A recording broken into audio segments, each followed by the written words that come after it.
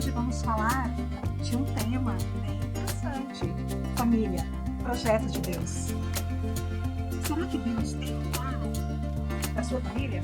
Será que Deus tem um projeto para a sua família? Vamos descobrir? Vem comigo!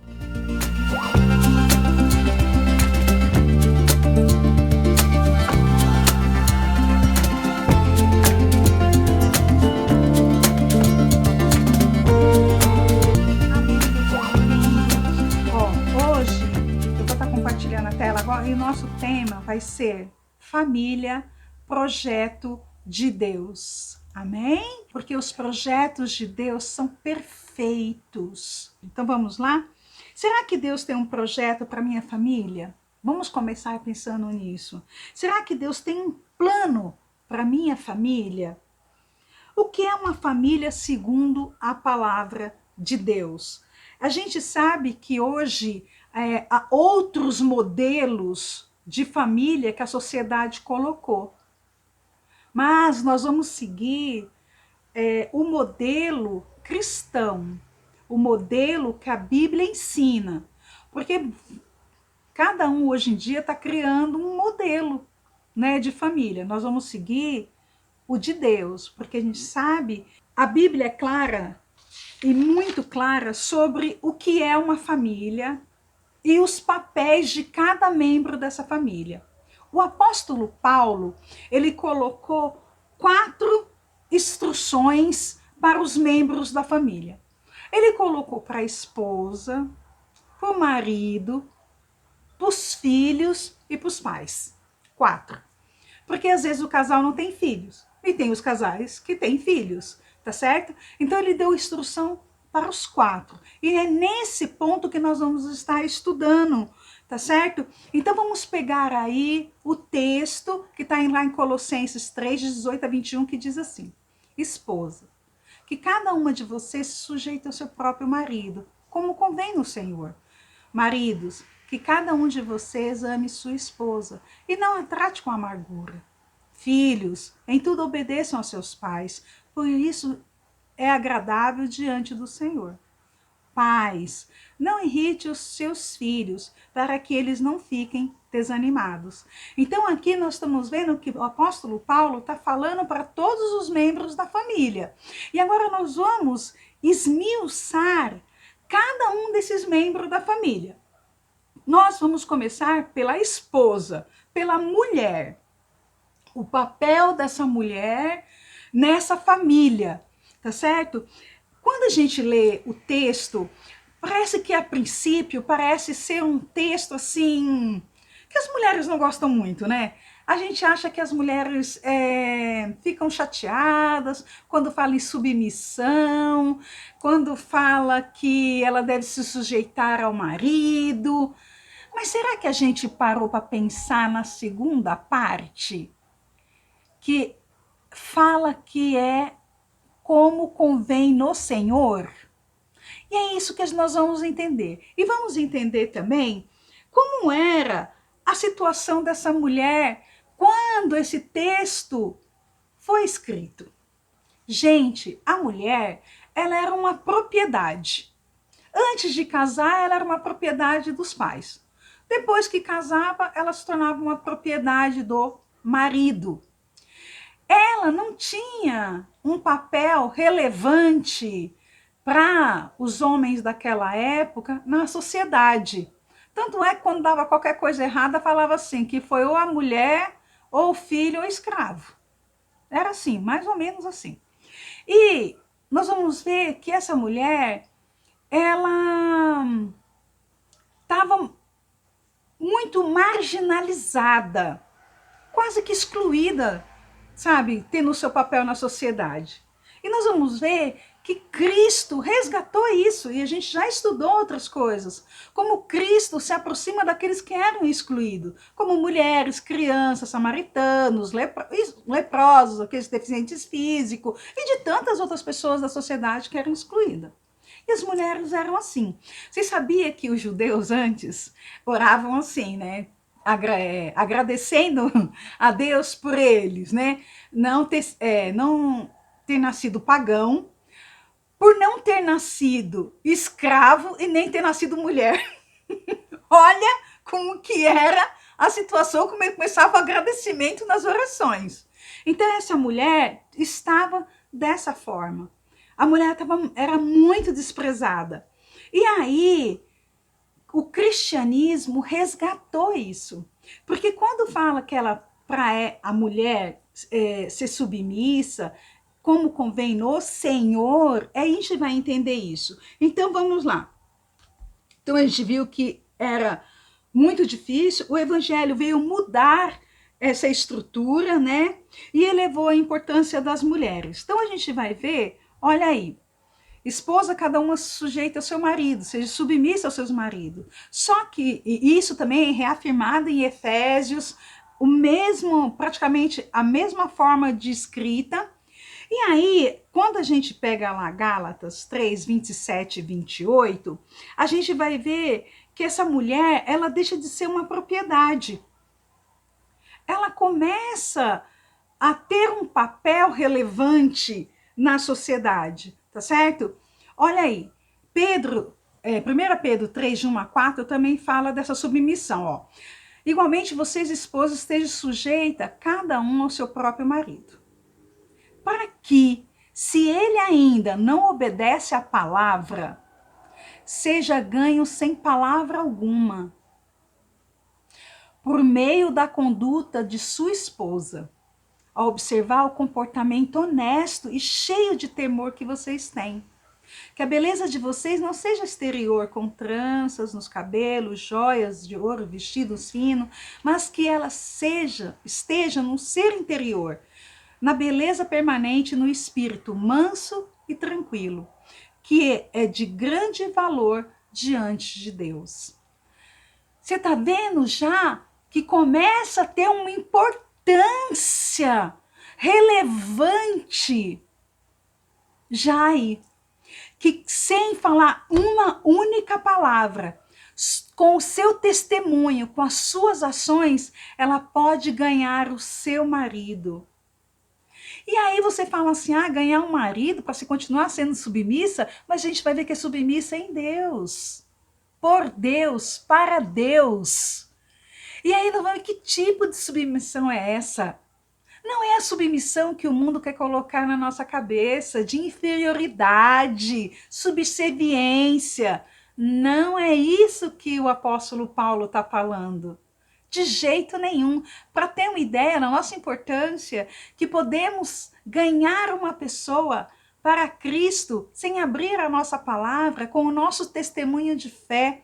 E ainda ele fala com um coração manso e tranquilo. Que sejamos bênção na vida desses homens que estão afastados do evangelho, estão afastados dos caminhos de Deus. E quando esses homens aí, que eram afastados, esses homens na época, eles tinham, assim, vários relacionamentos. Quando isso foi escrito, gente, o adultério era demasiado. Nem se configurava mais adultério, de tão rotineiro que aquilo era. Trocava-se de mulher como se trocava de roupa. Se a mulher queimasse o pão, trocava-se a esposa. E assim ia. As mulheres estavam nessa situação, mas o cristianismo veio mudar tudo isso, tá certo? Olha lá, a mulher foi feita da costela, como muita gente já ouviu e a gente sempre fala. Não dos pés para ser pisada, nem da cabeça para ser superior, mas sim do lado, para ser igual. Debaixo do braço para ser protegida e do lado do coração para ser amada. E a gente vai ver que isso é verdade, porque Deus tirou a mulher do lado, da costela de Adão. Lá em Gênesis 2:22, ele fala isso. E nós vamos ver essa igualdade crescente. Aí nós vamos ver de novo lá em Atos 12, essa mulher aparecendo de forma abençoadora. Quando Pedro foi liberto da cadeia, ele foi para onde? Para a casa de Maria, de João Marco. Então, eles estavam ali congregados na casa dela. Olha a importância já do evangelho, importância social, que essa mulher Maria, aqui, essa irmã do passado, tem já nas cartas, nas escritas, que hoje, 2000 e tantos anos depois, nós estamos falando dela. Outra foi Ninfa. Olha só Paulo falando, saúde os irmãos de Laodiceia, bem como Ninfa, e a igreja que se reúne na casa dela. Olha aí uma mulher de oração, olha aí uma mulher missionária, olha uma mulher que está promovendo o evangelho, promulgando o evangelho de Cristo. Veja como está crescente essa mulher. A presença dela está deixando de ser aquela propriedade, aquela serviência que existia, tá certo? Olha aí. Então Pedro e os demais apóstolos afirmam: é mais importante obedecer a Deus do que aos homens. O que isso tem a ver com o nosso texto? Porque o marido é homem, mas não é porque nós estamos sujeitos aos nossos maridos que devemos aceitar coisas absurdas. Não, não aceite maltrato, não aceite. Não aceite violência, não aceite. Olha, é melhor obedecer a Deus do que aos homens. Isso daqui quer dizer que coisas absurdas não devemos seguir. Eu estava ouvindo uma pregação do pastor Hernani enquanto eu estava preparando o estudo, e estava ouvindo que eu gosto muito do pastor Hernani, como Augusto Nicodemos e outros pastores, né? Quando eu estou estudando a palavra. E ele falou que uma irmã o procurou dizendo assim: pastor, o meu marido quer que eu tenha relações com outro homem, porque isso satisfaz. Eu devo fazer isso? Então é uma ordem absurda. Lógico que não. Não é porque está sujeita ao marido que aceita coisas absurdas. De forma nenhuma. Você não deve obedecer aquilo que está contra a vontade de Deus, contra os planos de Deus. O plano de Deus é que você deve ser amada, respeitada, protegida. É isso. E nós vamos ver que o marido tem esse papel para com você. Então, obedeça ao que a palavra de Deus fala. Não aceite coisas absurdas na sua vida, tá certo? Olha só, Jó, quando estava numa situação muito difícil, lá, Jó 2:8-9, olha só. Jó, sentado em cinzas, pegou um caco de barro para que com ele raspasse as feridas. Então a mulher lhe disse: você ainda conserva a sua integridade? Amaldiçoe a Deus e morra. Olha, às vezes os maridos podem passar por dificuldades. Desemprego, doença e outras coisas. Mas mesmo assim, nós não podemos tomar atitudes como a mulher de Jó tomou. Nós temos que ser compreensivas, nós temos que orar, buscar, e naquele momento de dificuldade do marido, estar ao lado dele. Porque nós não fomos tiradas da costela, né, do lado. É do lado também para estar do lado de quem está passando por dificuldade. A gente não quer ser abraçada, mas a gente também cuida. E é nesse momento que a gente está do lado daquela pessoa que a gente escolheu para ficar, para amar, para respeitar. E nessa hora temos que ter aquele papel que nós vimos lá, ganhar os nossos maridos, ser bênção na vida dos nossos maridos, tá certo? E aí, eu vou falar agora dos maridos. Colossenses 3:19, maridos. Agora chegou uma parte boa, né? Agora chegou na parte boa. Maridos, que cada um de vocês ame a sua esposa e não a trate com amargura. Eita, que agora a gente acha que a gente ser submissa ao marido é uma coisa pesada, né? Se sujeitar ao marido como ao Senhor, porque é para o Senhor, né? A gente viu isso. Agora vocês vão ver como é difícil o papel do marido. Gente, que bom que eu nasci mulher. Que bom, porque vamos ver o papel deles. Ó, Efésios 5, 25 a 29 diz assim: maridos, que cada um de vocês ame a sua esposa, como também Cristo amou a igreja e se entregou por ela, para que se santificasse, tendo-a purificado por meio da lavagem da água pela palavra, para que apresentar a si mesmo como igreja gloriosa, sem mancha, sem ruga, nem coisa semelhante, porém santa e sem defeito. Assim também marido deve amar a sua esposa, como ama o próprio corpo. Quem ama a esposa ama a si mesmo.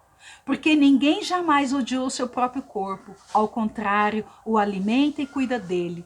Também Cristo faz com a igreja.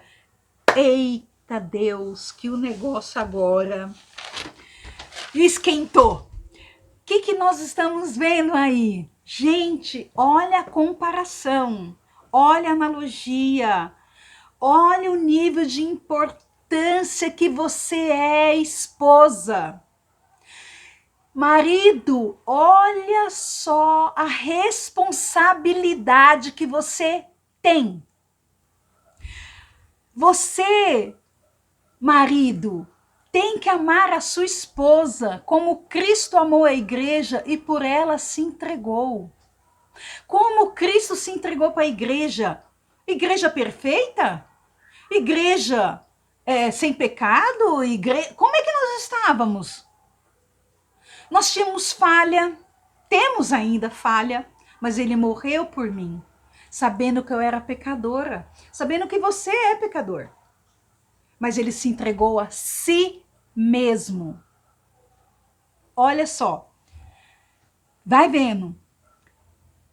Para que a santificasse, a sua vida deve santificar a vida da sua mulher.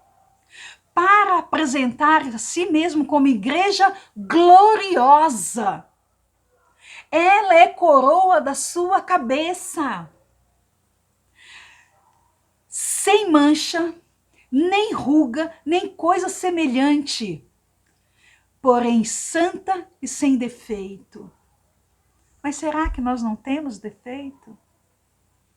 Mas você tem que amar a si mesmo. Como se não tivéssemos defeito. E ainda fala, assim também o marido deve amar a sua esposa como o próprio corpo. Você maltrata o corpo? Não, você não sai se beliscando, você não sai batendo, você não sai ofendendo, não. Ele até mesmo fala, antes você cuida, alimenta. Ninguém maltrata o seu próprio corpo. Ao contrário, a palavra de Deus fala. Olha quanta coisa, como Cristo faz com a igreja. Você é igreja, eu sou igreja. Quantas coisas nós nos colocamos diante de Deus falando, Senhor, nos perdoa, não deveria ter feito dessa forma, não deveria ter feito isso, não deveria ter ido naquele caminho. Me ama, Senhor. Você já imaginou amar a sua esposa como Cristo amou Pedro? Pedro, a igreja. Pedro negou Jesus 3 vezes e caminhava com Jesus. Você entende que amor é esse? Pode compreender aquelas pessoas gritando, crucifica-o, crucifica-o, e ele morrendo por aquelas pessoas? Imagina a dimensão desse amor, a grandeza desse amor, a profundidade que isso tem. É muita responsabilidade, né, marido? É muita responsabilidade. Maridos, olha o que 1 Pedro 3,7 diz. Vocês igualmente vivam a vida comum no lar com discernimento, dando honra à esposa, por ser parte mais frágil e por ser coerdeira da mesma graça de vida. A mesma graça que está sobre a sua vida está sobre a vida da tua esposa. Ela não é menos, nem você é mais. Agindo assim, a oração de vocês não serão interrompidas. Se não agir dessa forma, com esse amor, as orações não são ouvidas. Imaginou isso? O amor é paciente, é bondoso, o amor não arde em ciúme, não se envaidece, não é orgulhoso, não se conduz de forma inconveniente, não busca os seus interesses, não se irrita, não se ressente do mal. O amor não se alega com a injustiça, mas se alega com a verdade. O amor tudo sofre, tudo crê, tudo espera, tudo suporta. 1 Coríntios 13, de 4 a 7. Olha esse amor que não se ressente do mal, que não se irrita, que não se foga com a injustiça, que não pratica a injustiça, nem com a sua esposa, no seu lar. Não, não é assim. Marido, vocês igualmente vivam a vida comum no lar, com discernimento, dando honra à esposa. É assim que vocês têm que agir. Para que você seja ouvido, para que os seus pecados sejam perdoados, para que a sua vida seja abençoada. Então, o papel do marido é muito grande. É muito grande. Antes de entrar aqui nos filhos, eu vou contar uma ilustração. Um casal foi num terapeuta. E aí ouviu. Aí ouviu a esposa, ouviu. Aí ele levantou e abraçou a esposa assim na frente do marido e falou para ele: isso é tudo que ela precisa. Abraço. Aí ele falou: então eu tenho que voltar aqui quantas vezes na semana ou no mês para ela ser abraçada? Ele não entendeu que aquele papel era dele, de abraçar, de estar carinho, de estar próximo, porque ela é frágil, porque ela precisa ser amada, ela precisa de atenção. Não terceirize o seu amor. Não terceirize o amor que você tem para a sua esposa com futilidades, né? Que dinheiro compra, uma casa, com isso, com aquilo. Tudo isso é bom, mas não substitui. Porque muitas pessoas têm tudo, mas quando não tem um amor, elas falam que não tem nada. Tá certo? Nós estamos no terceiro ponto, já indo para os filhos. Vamos ver aí o papel do filho na família. Então vimos o papel da esposa, vimos o papel do marido, agora vamos ver os papéis do filho dentro dessa família, tá certo? Lá o Colossenses 3:20, que é o texto que a gente está usando: filhos, em tudo obedeçam aos seus pais, pois fazer isso é agradável diante do Senhor. Você vai fazer uma coisa que agrada a Deus. A obediência aos pais agrada a Deus. E olha quanta coisa vem mais para aí. Efésios 6, de 1 a 3. Todo filho cristão sabe isso, porque os pais falam muito. Filhos, obedeçam aos seus pais no Senhor. Lembra que as esposas sujeitavam aos maridos no Senhor? Aí ele está falando aqui: filhos, obedeçam aos seus pais no Senhor, pois isto é justo. Honra o teu pai e a sua mãe, que é o primeiro mandamento, como promessa, para que tudo corra bem com vocês. Para que tudo corra bem com vocês. E que vocês tenham uma longa vida sobre a terra. Gente, isso é pesado. É muito pesado. Quando a gente fala que honrar pai e mãe, a gente vê que tá como... Ele fala que é o primeiro mandamento como promessa, que a gente pegar lá Êxodo 20, 12, nós vamos ver esse mandamento. Daqui a pouco eu vou colocar o versículo aqui. Mas ele também está falando que, além de ser justo, é mandamento. Então é uma ordem. É uma ordem justa. E ele fala para que tudo que você fizer dê certo, ó. Porque senão, ele fala que as coisas não vão caminhar bem.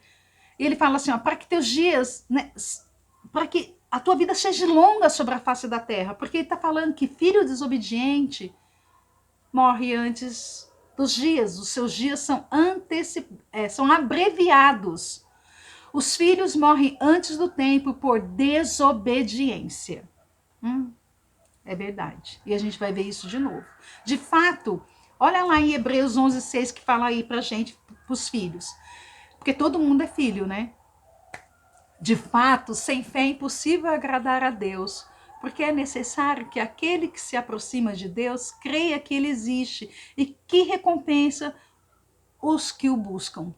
Então, gente, ele está falando que você pode ter a maior fé do mundo, mas se você não obedecer os seus pais, você não está agradando a Deus. Porque está falando que sem fé é impossível agradar a Deus, ok? Ok. Mas se você, mas ele está falando lá atrás que para a gente honrar pai e mãe, porque isso é agradável a Deus, isso é justo, isso é mandamento. Então você pode ter a maior fé do mundo, mas se você não for obediente, você não está agradando a Deus. Honra teu pai e tua mãe para que tenha uma longa vida na terra que o Senhor, seu Deus, lhe dá. A gente está vendo um mandamento com a mesma consequência que vimos lá em Efésios. Para que você tenha uma longa vida na terra que o Senhor teu Deus te deu. Tem uma consequência. Esse mandamento vem seguido de uma consequência. Vida longa para os que obedecem. Ok? Mas vocês precisam saber disso. Nos últimos dias sobrevirão tempos difíceis, pois os seres humanos serão egoístas, avarentos, orgulhosos, blasfemadores, desobedientes aos pais, ingratos, ímpios, 2 Timóteo 3, de 1 a 2. Então, olha esse alerta. Nós estamos vivendo um tempo que parece que os pais que estão submissos aos filhos, os filhos que ditam as regras. Não é assim. Essa inversão de papéis, de valores, tem enfraquecido as famílias. Por isso que nós estamos vendo coisas que dentro de casa não respeita os pais, não respeita os professores, não respeita a sua chefia, não respeita os mais velhos, não respeita as autoridades, e a gente vive numa baderna. Nós temos esse compromisso como família cristã de instruir nossos filhos. Filhos, vocês precisam já ter esses mandamentos. Não adianta querer cumprir tudo se não cumprir esse. Tem que cumprir aqueles e esse. Tá certo? Finalizando, agora eu vou falar com os pais. Então, aquele casal, aquela família que tem filhos. Colossenses 3:21 diz assim: pais, não irritem os seus filhos, para que eles não fiquem desanimados. Que jeito será que podemos deixar nossos filhos irritados? De que maneira que a gente pode fazer que deixe eles tão, sem vigor? Quando a gente só fala, dá críticas, recebe críticas, quando tudo que eles fazem está errado, quando não atinge as nossas expectativas. Então a gente tem que tomar cuidado, porque a gente coloca às vezes expectativas muito altas e quer que os filhos cumpram essas expectativas. Quer que realize os sonhos que nós não conseguimos realizar. Não, gente, não é por aí. Eles pensaram assim: o que adianta eu fazer alguma coisa? Tudo que eu faço, ele fala que não está bem feito, tudo que eu faço poderia ser melhor, não consigo agradá-los. Isso pode desviá-los do evangelho, desanimá-los na fé. Essas frustrações não podem ser geradas dentro do lar, que é um lugar seguro, de motivação, de encorajamento. É dentro do lar que nós vamos fazer isso. É preparar, fortalecer a autoestima, coragem. É dentro de casa, tá certo? Como devemos agir? Foi lançado um livro bem interessante, que diz assim: Instrução de como criar um pai perfeito. Esse é o livro, Instrução de como criar um pai perfeito. Esse livro foi lançado de conselhos que as crianças dariam para os pais. Olha os conselhos que estão nesse livro. venha para casa mais cedo. Pare de parar ao telefone e fale comigo. Se você ficar com raiva de mim, lembre-se de me perdoar. Você ouviu o que eles estão dizendo? Eles querem saber se são especiais. Eles querem seu tempo e sua atenção. Eles querem saber se são importantes para você. E nunca é tarde para demonstrar carinho. Não importa a idade dos seus filhos. Gente, e os conselhos que Paulo está dando para falando para os pais, já são crianças grandes, são adultos. Mas tanta obediência vem dos filhos adultos, como o carinho, a motivação, o amor, não irritá-lo, vem dos pais. Tá certo? Principalmente quando eles estão adolescentes, né? Como é que fica? Então, vocês pais não provocam seus filhos à ira, mas trate de criá-los na disciplina e na demonstração do Senhor. Que disciplina e a demonstração do Senhor é essa? É de violência? É de falar coisa feia? É falar assim, você não vai dar em nada. Gente, eu já ouvi isso. Você olha só, tudo você vai errado. Esse menino é muito levado. Mas esse menino, olha, já nasceu assim. Pau que nasce torto, nunca se endireita. É assim? Não. Essa é a demonstração do Senhor? Não. Essa é a disciplina do Senhor? Não, não é. A disciplina do Senhor é perdoar 70 vezes 7. É amar o próximo como a ti mesmo. É dar a outra face. É ser longânimo, paciente. Não se irrita.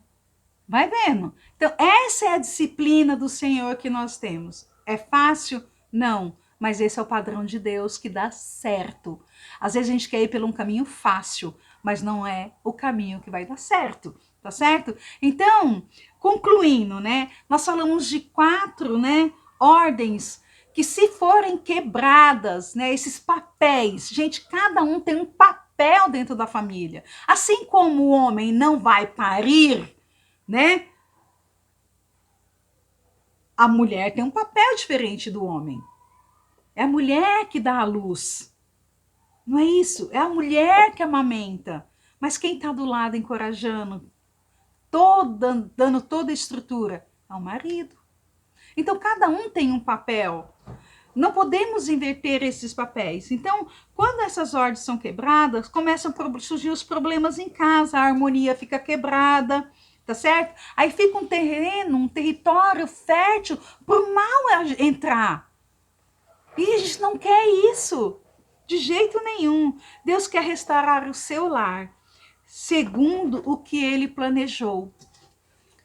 Amém, meu povo lindo? Eu quero agradecer, olha, Milena, Marta, Letícia, o Gabriel, o Celi, a Sandra, o Eliana, o Afonso, todo mundo que esteja aqui na live, tá bom? Um grande beijo, fiquem com Deus. Então, semana passada nós falamos da família de Jesus e hoje a gente falou da nossa família, tá bom? Um beijo, tchau, tchau, fiquem com Deus, amém estar com vocês.